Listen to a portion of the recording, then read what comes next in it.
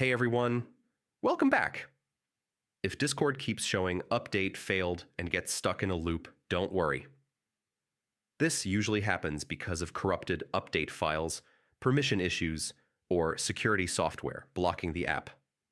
Let's fix it step by step. Step 1. Completely close Discord.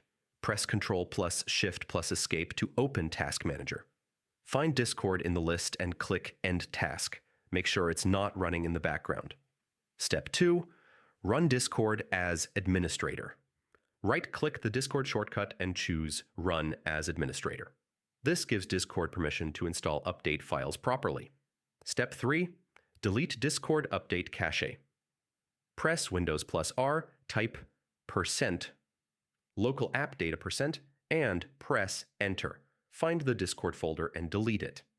Then go to %app data %, and delete the Discord folder there as well.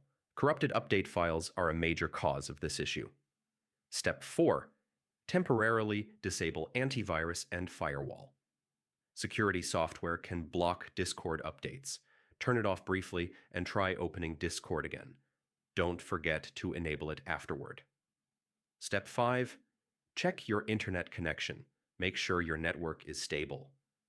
Restart your router if needed. Avoid VPNs or proxies during the update. Step 6. Reinstall Discord fresh.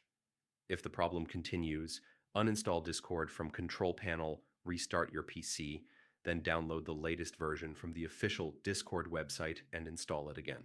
Step 7. Check system date and time. Incorrect system time can break secure update connections. Make sure your date and time are set automatically. Most update loop problems happen because of corrupted cache files or blocked permissions.